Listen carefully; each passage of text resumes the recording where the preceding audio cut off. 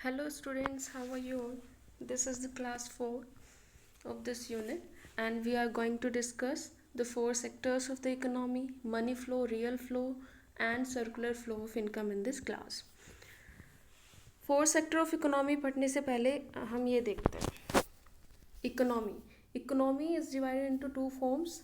The first one is close economy and the second one is open economy. Close economy और open economy होती क्या है, सबसे पहले ये समझते हैं. क्लोज इकोनॉमी के अंदर दो पार्ट है. पहले ये चार्ट ही देख लेते हैं, उसके बाद समझते हैं. Two sector economy and three sector economy. Okay, close economy क्या है? क्लोज इकोनॉमी वो इकोनॉमी है जिसका दूसरे देशों के साथ कोई भी रिलेशंस नहीं है. मतलब कि there are no relations with the rest of the world, there are no export and import of goods and services with rest of the world. Close economy ये सिर्फ एक डोमेस्टिक इकोनॉमी है, उसका दूसरे देशों से कोई रिलेशन नहीं है, वो होती है हमारी क्लोज इकोनॉमी. ओके इसके अंदर भी दो, टू सेक्टर इकोनॉमी और three sector economy. Two sector economy मतलब as the name suggest two sector economy, इसमें दो सेक्टर होते हैं. दो सेक्टर कौन कौन से? Household sector and producer sector in the two sector economy. उसके बाद three sector economy. Two sector economy में हम अज्यूम करते हैं कि हमारे देश में या फिर हमारी डोमेस्टिक इकोनॉमी में कोई भी गवर्नमेंट एग्जिस्ट नहीं करती है. This is only the assumption here. Three sector economy में हमारा पहला सेक्टर हाउस होल्ड सेक्टर, दूसरा प्रोड्यूसर सेक्टर और तीसरा हमारा गवर्नमेंट सेक्टर है. इसमें क्या अजम्पशन है कि इसमें हमारे इकोनॉमी के अंदर गवर्नमेंट भी प्रिवेल कर रही है. There is existence of the government sector in domestic economy. Okay उसके बाद ओपन इकोनॉमी. ओपन इकोनॉमी क्या होती है? ओपन इकोनॉमी वो इकोनॉमी है, it is that economy which has relations with rest of the world and there is the export and import of goods and services with rest of the world. मतलब ये दूसरे देशों के साथ खुली हुई है. इसमें globalization type, a whole world becomes one global market. Exports and imports of goods and services are there. Okay, तो ओपन इकोनॉमी क्या है? ओपन इकोनॉमी में डोमेस्टिक इकोनॉमी का बाहर के जितने भी देश हैं, एक्सटर्नल सेक्टर मतलब कि फॉरेन कंट्रीज जितनी हैं उनके साथ ट्रेड रिलेशंस है. Export and imports of goods and services वहाँ पे हो रहा है. ओपन इकोनॉमी में house hold sector, producer sector, government sector and external sector, इसमें एक्सटर्नल सेक्टर भी जुड़ जाता है जिसको हम rest of the world sector भी बोलते हैं. तो इकोनॉमी की दो फॉर्म है, closed economy, open economy. Closed economy वह इकोनॉमी है जिसका दूसरे देशों से कोई रिलेशन नहीं है, दूसरे देशों के साथ कोई भी export and import of goods and services नहीं हो रहा है, गुड्स एंड सर्विसेज का आयात और निर्यात नहीं हो रहा है. ओपन इकोनॉमी में क्या है? चार सेक्टर है जिसमें हमारा household sector, producer sector, government sector और rest of the world sector जिसको हम एक्सटर्नल सेक्टर भी बोलते हैं. और इसमें export and imports of goods and services होता है, इसमें दूसरे देशों के साथ ट्रेड रिलेशंस होते हैं. अब इससे आगे बढ़ते हैं, fourth sector of the economy समझते हैं. पहले कौन कौन से सेक्टर हैं? हम fourth sector of the economy ये वाले पढ़ रहे हैं. ओके तो हमको क्या पढ़ना है? Fourth sector of economy. Total sector तो मिला के हमारे चार ही हुए हैं ना, household sector, producer sector in case of two sector economy under close economy. In case of three sector economy उसमें एक और जुड़ जाता है, थर्ड सेक्टर कौन सा होता है? Government sector. Household sector, producer sector and government sector. और in case of open economy चार सेक्टर कौन कौन से होते हैं हमारा? Household sector, producer sector, government sector and the fourth one is external sector जिसको हम rest of the world sector भी बोलते हैं. अब इन चारों सेक्टर को वन बाय वन देखते हैं. From the macro point of view, economy is often divided into four sectors. कौन कौन से सेक्टर है? Household sector. It includes, household sector कौन सा होता है? जो गुड्स एंड सर्विसेज का कंज्यूमर होता है. It includes the consumer of goods and services. और हाउस होल्ड क्या होता है? Household sector are the owners of factor of production जिसको हम फैक्टर सर्विसेज भी बोलते हैं. लैंड, लेबर, कैपिटल, एंटरप्रेन्योर का ओनर कौन होता है? Household sector. ओके जिसको कौन खरीदता है? Producer sector. तो प्रोड्यूसर सेक्टर कौन हो गया? फैक्टर सर्विसेज का परचेजर. और हाउस होल्ड सेक्टर क्या हो गया? House hold sector, sector of production, land, labour, capital, entrepreneur का ओनर, जिससे प्रोड्यूसर सेक्टर खरीदता है या फिर हायर करता है फैक्टर सर्विसेज। ओके, तो पहला सेक्टर आता है हमारा household sector. Goods and services consume करता है हाउस होल्ड सेक्टर, और क्या करता है? फैक्टर ऑफ प्रोडक्शन किसको बेचता है या हायर पे देता है? प्रोड्यूसर सेक्टर को।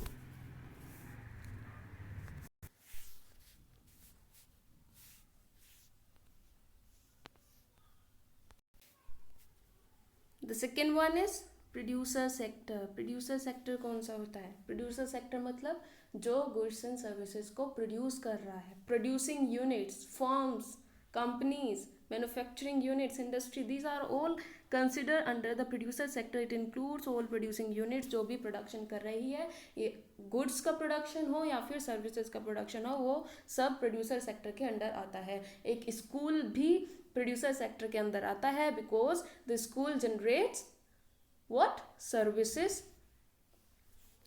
उसमें सर्विसेज का प्रोडक्शन होता है। For the production of goods and services the firms hires और purchase factor of production. Goods and services के प्रोडक्शन के लिए जो प्रोड्यूसर सेक्टर है, फर्म्स है, वो किससे क्या खरीदती है? हाउस होल्ड सेक्टर से फैक्टर ऑफ प्रोडक्शन खरीदती हैं। फैक्टर ऑफ प्रोडक्शन कौन कौन से होते हैं? लैंड खरीदती है, लेबर, कैपिटल और entrepreneurial skills from the household. तो हाउस होल्ड क्या बताया था मैंने? Owner of the factor of production, और प्रोड्यूसर सेक्टर क्या है? Factor of production household से खरीदता है। And it includes all the producing units, वे सभी फर्म जो प्रोडक्शन कर रही हैं गुड्स एंड सर्विसेज का, वे सब प्रोड्यूसर सेक्टर के अंडर आती हैं। The third one is government sector. Government sector कौन सा है? It includes government as a welfare agency. Government as a welfare agency का मतलब क्या है? Welfare agency, NGOs. गवर्नमेंट क्या चलाती हैं? Army, law and order, defence, these are all under the welfare agency. Mid day meal, government schools, ये सब क्या चलाती हैं? हमारी गवर्नमेंट। तो एज ए वेलफेयर एजेंसी मतलब ये एज ए कंज्यूमर भी काम कर रही है।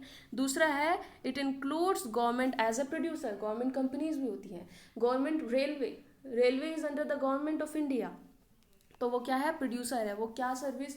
ट्रांसपोर्टेशन सर्विस वो प्रोवाइड कर रही है। तो गवर्नमेंट एज ए प्रोड्यूसर भी है और government as a welfare agency भी है।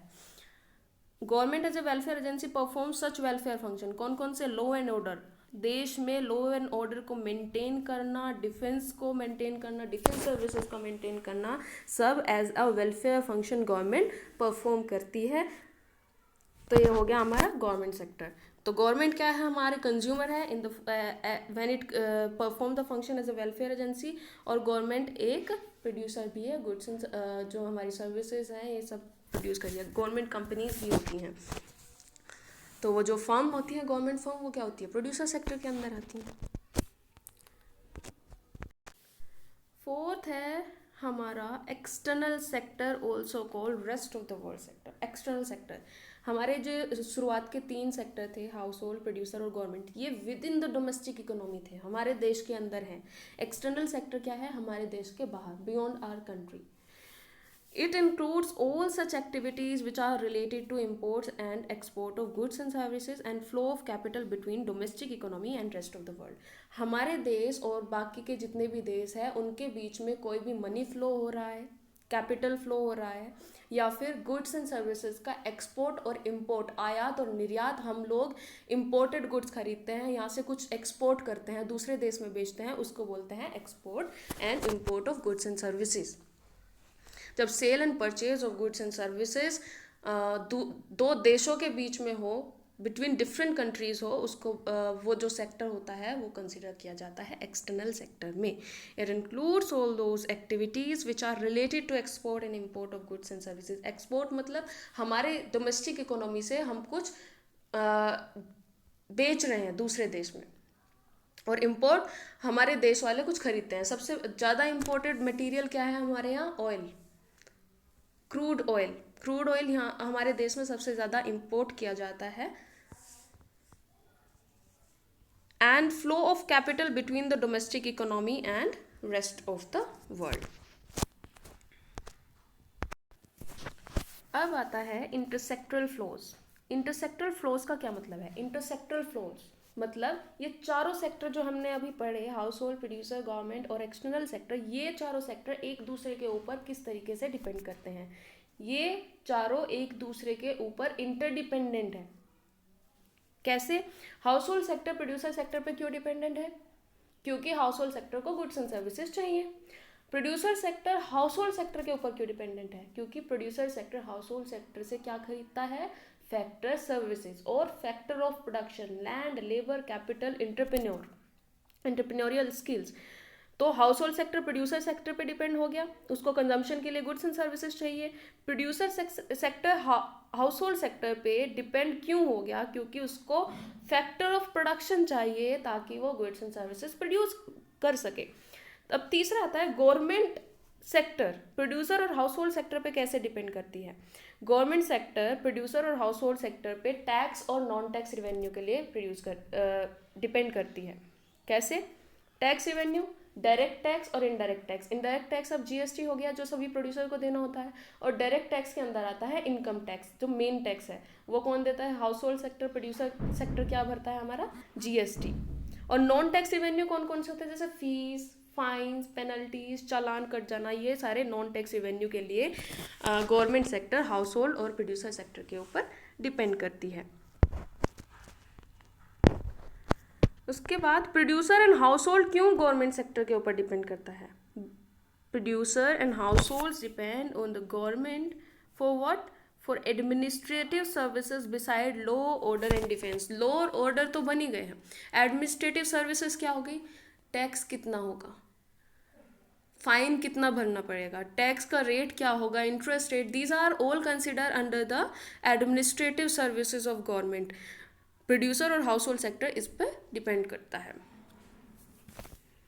अब उसके बाद आता है इंटरसेक्टरल इंटरडिपेंडेंस लीड्स टू इंटरसेक्टरल फ्लोज। जो इंटरसेक्टरल इंटरडिपेंडेंस है, ये सारे सेक्टर्स एक दूसरे के ऊपर डिपेंडेंट है, उसकी वजह से क्या होता है? इंटरसेक्टरल फ्लोज। कैसे? Either in the form of goods and services, या तो गुड्स एंड सर्विसेज फ्लो होगी या फिर मनी फ्लो होगा, in the form of money, payment होगा। And intersectoral flow in the form of goods and services. जो भी इंटरसेक्टरल फ्लोज, जहाँ भी गुड्स एंड सर्विसेज का फ्लो हो रहा है, उसको हम बोलते हैं रियल फ्लो। और जहाँ भी फ्लो ऑफ मनी है, जहाँ पर पेमेंट और इनकम इन्वॉल्व है, उसको बोलते हैं मनी फ्लो। मनी जहाँ भी है, intersectoral flow in the form of money is called money flow, and intersectoral flows in the form of goods and services is called real flow. ये दो फ्लोज हैं इंटरसेक्टरल फ्लोज के अंदर जो हमें पढ़ने हैं, and these are very simple to understand. Real flow goods and services का फ्लो, और मनी फ्लो मनी का फ्लो। रियल फ्लोज में गुड्स एंड सर्विसेज का फ्लो कब होगा? जब household sector producer sector को फैक्टर ऑफ प्रोडक्शन देता है। फैक्टर ऑफ प्रोडक्शन के अंदर क्या क्या आते हैं? लैंड, लेबर, कैपिटल और entrepreneurial skills, right? These are the services given by the factor services given by the household sector to the producer sector.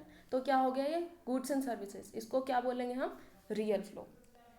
अब प्रोड्यूसर सेक्टर ने गुड्स एंड सर्विसेज प्रोड्यूस कर दिए, वो कौन खरीदेगा? Household sector. Sale of goods and services by the producer sector to household sector is consider under the real flow, क्योंकि वहाँ पे किसका फ्लो हो रहा है? गुड्स एंड सर्विसेज का फ्लो।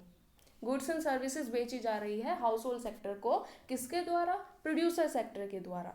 तो रियल फ्लो क्या है? Real flow refers to the flow of goods and services among different sector of the economy. ये चीज़ बस आपको ध्यान में रखनी है, और आपके जो सिलेबस में है वो टू सेक्टर इकोनॉमी का ही सर्कुलर फ्लो, रियल फ्लो हमें बताना है। टू सेक्टर इकोनॉमी कौन कौन सी है? हाउस होल्ड सेक्टर और प्रोड्यूसर सेक्टर, ठीक है? तो real flow goods and services का flow among different sector of the economy. जैसे मैंने अभी बताया, flow of factor services from household sector to producer sector, and flow of goods and services from producer sector to household sector are example of real flows, right? अब एक diagram है, उसे देखते हैं, उससे ज़्यादा समझ में आएगा। Real flows in two sector economy. Two sector economy कौन कौन सी होती है? टू सेक्टर इकोनॉमी में कौन कौन से सेक्टर हैं? हाउस होल्ड सेक्टर और प्रोड्यूसर सेक्टर। थ्री सेक्टर में गवर्नमेंट सेक्टर जुड़ जाता है, और ओपन इकोनॉमी और फोर सेक्टर इकोनॉमी में गवर्नमेंट के साथ साथ हमारा एक्सटर्नल सेक्टर भी जुड़ जाता है। अब real flows into sector economy, household sector ने प्रोड्यूसर सेक्टर को क्या दिया, फैक्टर सर्विसेज और फैक्टर ऑफ प्रोडक्शन भी इसको बोलते हैं, लैंड, लेबर, कैपिटल और entrepreneurship render by the house hold. ठीक है, तो क्या हो गई, ये फैक्टर सर्विसेज दी गई हैं हाउस होल्ड सेक्टर के द्वारा प्रोड्यूसर सेक्टर को। उसके बाद प्रोड्यूसर सेक्टर ने गुड्स एंड सर्विसेज बनाए, प्रोड्यूस किए, goods produce and sold by the firm, किसको बेच दिया, हाउस होल्ड सेक्टर को। तो यहाँ क्या फ्लो हुआ, गुड्स, राइट, यहाँ सर्विसेज। तो ये क्या हो गया हमारा real flow in two sector economy. अब इसके बाद बात करते हैं मनी फ्लो की। Money flows as the name indicates it is the flow of money across the different sectors of the economy. Money का फ्लो अलग अलग सेक्टर में, एक सेक्टर से दूसरे सेक्टर में मनी फ्लो। अब हमने ऊपर रियल फ्लो पढ़ा, सबसे पहले क्या दिया था, हाउस होल्ड सेक्टर ने प्रोड्यूसर सेक्टर को फैक्टर सर्विसेज दी थी, लैंड, लेबर, कैपिटल, एंटरप्रेन्योर। अब उसके बदले में producer sector household sector को क्या देगा, लैंड के बदले में क्या मिलता है, रेंट, लेबर का वेजेस, कैपिटल का इंटरेस्ट और एंटरप्रेन्योरशिप के लिए प्रॉफिट। मतलब प्रोड्यूसर सेक्टर फैक्टर सर्विसेज और फैक्टर ऑफ प्रोडक्शन के बदले में अब क्या देगा, फैक्टर पेमेंट। जो उसने सर्विसेज खरीदी हैं, परचेज की हैं, हायर की हैं, उसके बदले में उसे कोई पेमेंट करनी पड़ेगी। वो पेमेंट किस फॉर्म में होगी, मनी की फॉर्म में। तो factor payment by producer sector to the household sector is known as money flow, is consider under money flow, क्योंकि उसमें फ्लो ऑफ मनी हो रहा है। और हमने फिर प्रोड्यूसर सेक्टर ने रियल फ्लो में क्या दिया था, प्रोड्यूसर सेक्टर ने गुड्स एंड सर्विसेज बेचे थे हाउस होल्ड सेक्टर को, राइट, गुड्स एंड सर्विसेज बेचे थे। अब हाउस होल्ड सेक्टर वो गुड्स एंड सर्विसेज खरीद के क्या करेगा, उसको कंजम्पशन एक्सपेंडिचर देगा, पेमेंट करेगा, पैसे देगा। गुड्स एंड सर्विसेज खरीदे थे हाउस होल्ड सेक्टर ने, तो उसको पेमेंट देगा। पेमेंट किस फॉर्म में देगा, मनी की फॉर्म में। उसको क्या बोलते हैं, कंजम्पशन एक्सपेंडिचर। हाउस होल्ड क्या करता है, household are the consumer of goods and services. तो हाउस होल्ड का क्या हो जाएगा, वो हाउस होल्ड सेक्टर का consumption expenditure in the form of money. तो वो क्या हो जाएगा हमारा money flow. Money flow in two sector economy, household sector ने क्या दिया, expenditure on purchase of goods and services. Real flow में क्या, प्रोड्यूसर सेक्टर ने हाउस होल्ड सेक्टर को क्या बेचा था, गुड्स एंड सर्विसेज। ये देखिए, गुड्स एंड सर्विसेज बेचे थे प्रोड्यूसर सेक्टर ने हाउस होल्ड सेक्टर को। अब हाउस होल्ड सेक्टर क्या करेगा, उसके बदले में एक्सपेंडिचर, उसके बदले में प्रोड्यूसर सेक्टर को पेमेंट करेगा। ऐसे ही रियल फ्लो के एग्जांपल में हमने देखा कि हाउस होल्ड सेक्टर ने प्रोड्यूसर सेक्टर को क्या बेचा था, फैक्टर सर्विसेज। उसके बदले में, उस फैक्टर सर्विसेज के बदले में क्या मिलेगा, पेमेंट हाउस होल्ड सेक्टर को। हाउस होल्ड सेक्टर ने फैक्टर सर्विसेज दी, उसके बदले में हाउस होल्ड सेक्टर को पेमेंट मिलेगा इन the form of rent, wages, interest and profit. Got it? I think this is clear, crystal clear, I must say. अब इसके बाद एक पॉइंट आता है, money flows are opposite to real flows, या फिर money flows are reciprocal to real flows. मतलब real flows के बदले में हमारे मनी फ्लोज हो रहे हैं। अब इसको कैसे समझते हैं, रियल फ्लो हुआ, फैक्टर सर्विसेज दिया हाउस होल्ड सेक्टर ने प्रोड्यूसर सेक्टर को, पहले गुड सर्विसेज गई, उसके बाद पेमेंट आया। पहले रियल फ्लो हुआ, उसके बाद फैक्टर पेमेंट आया, क्या हुआ, मनी फ्लो। तो सबसे पहला ये क्लियर हुआ। अब दूसरा क्या था, प्रोड्यूसर सेक्टर ने हाउस होल्ड सेक्टर को गुड्स एंड सर्विसेज बेच दिए। तो क्या हुआ, पहले गुड्स गए, सर्विसेज गई, खरीदी हाउस होल्ड सेक्टर ने, उसके बाद हाउस होल्ड सेक्टर ने उसका पेमेंट किया इन the form of expenditure for the purchase of goods and services. क्या हुआ, मनी फ्लो। यही बता रहा है कि रियल फ्लो के बदले में मनी फ्लो होता है। Money flows are the opposite to real flows और money flows are reciprocal to real flows. यहाँ पे लिखा हुआ है ये, राइट?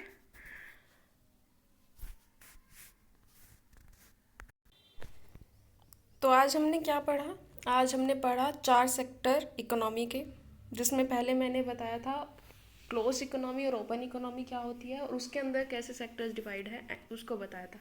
उसके बाद ये चारों सेक्टर डिफाइन किए। उसके बाद मैंने बताया इंटरसेक्टरल फ्लोज क्या होते हैं, मतलब चारों सेक्टर एक दूसरे के ऊपर डिपेंड कैसे होते हैं, रियल फ्लो क्या होता है, गुड्स एंड सर्विसेज का फ्लो, और मनी फ्लो क्या होता है, और मनी फ्लो रियल फ्लो का रेसिप्रोकल कैसे होता है।